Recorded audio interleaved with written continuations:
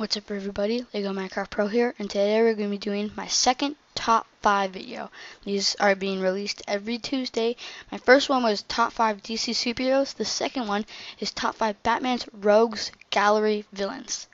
The Rogues Gallery is technically a list of all the major or more popular, more important Batman villains of Batman, or whatever. So it does not include minor villains that no one really cares about or like aren't really that popular. So that sounds kind of weird, but Deathstroke is not part of the Rogues Gallery. I think he should be, but he's not. So yeah, people like him, Deadshot is though, but he's not in this list. But people like him are not in this Rogues Gallery, so they will not be included in this video. I'm making my next top 5 will be Batman's non-Rogues Gallery villains. So anyway, let's get this top 5 started.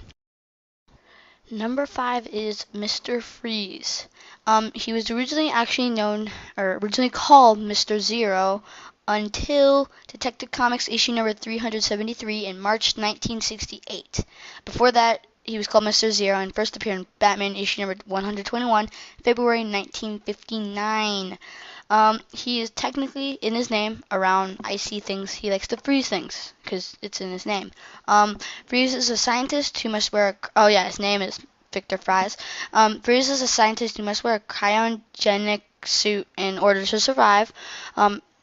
He needs to do this because he had suffered an experiment trying to save his wife, who was terminally ill. So he had to make this, he had to do this experiment to freeze her so that he could make a cure, but it didn't go his way, as it always doesn't.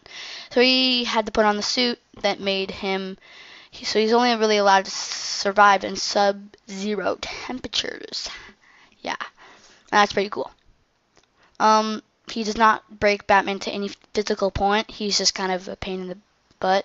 But I don't know, I just really like him. His gimmick is really cool. So yeah, let's move on. At number 3 is Hutch. He's actually a fairly new villain, who appeared in 2003, first as his alter ego in Batman issue number 609 in January, and then as the bad guy Hutch in Batman issue number 619 in September 2003. His alter ego is Dr. Thomas Tommy Elliot. Abilities are Master Surgeon, Excellent Athlete, Marksman, and Martial Artist. Genius level Intellect, Master Strategist, and Tactician. He was a friend of Bruce Wayne growing up, however he hated his parents. So at one day he pulled the brake on a car and killed his father. His mother was saved by Bruce Wayne's father, so that made him pretty mad with the Waynes. So yeah, during the next few years, he kind of got mad at Bruce Wayne because he was getting what he wanted. He was getting all rich, even though his parents were killed too. And then Hutch's like, I wanted to be rich. That was my whole point. That was the whole point. I killed my father. But it's not working out for him. So yeah. When his mother got better, she disowned him because he was in a relationship with this girl named Peyton Riley. She would later become the second ventriloquist or whatever the name is. And the mother never approved of it, so she disowned him, and he became technically poor. He then tried to copy all the skills that Bruce Wayne / Batman had. So yeah, took a lot of brains. At some point, Edward Nygma, also known as the Riddler, figured out who Batman was, and so he teamed up with Hutch, and so they tried to take him down. In the comic book, Batman Hutch. At number 3 is Scarecrow. Scarecrow, what his real name is Jonathan Crane. He first appeared in World's Finest Comic issue number 3, fall 1941.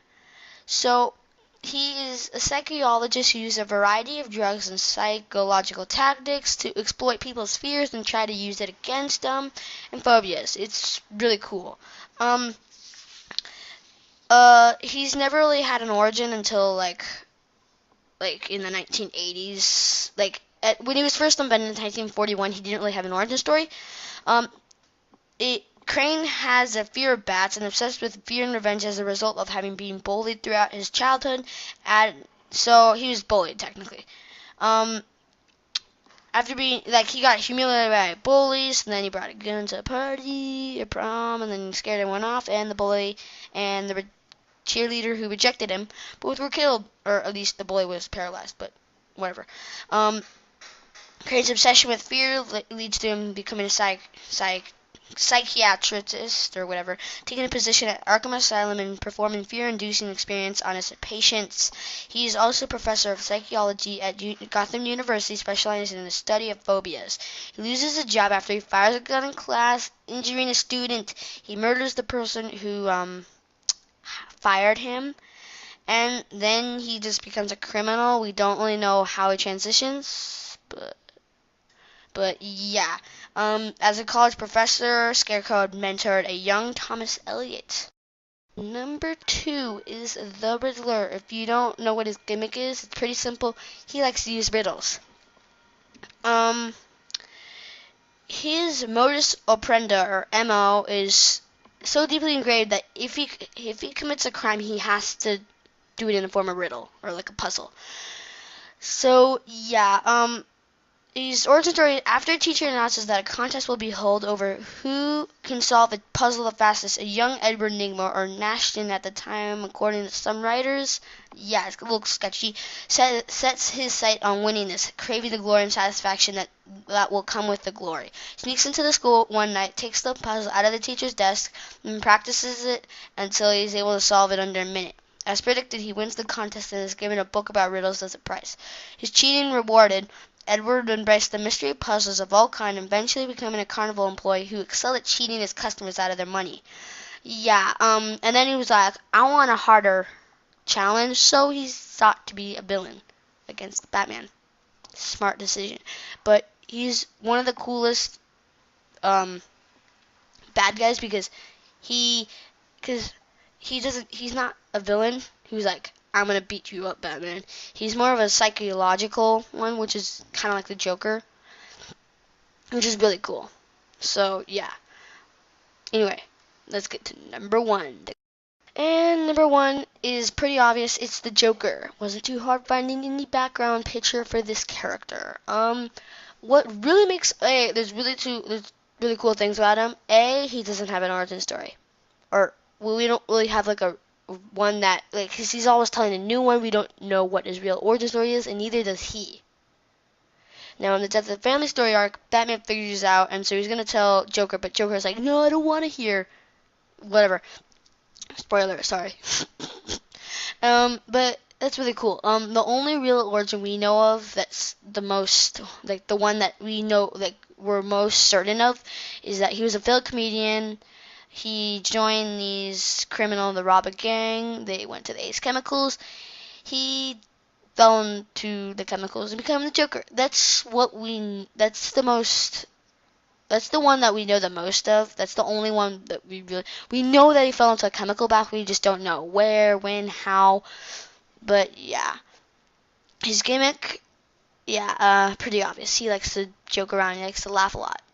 He has pretty lame jokes though. He laughs about like everything. But what really makes him cool is his psychology. He does not want to kill the Batman.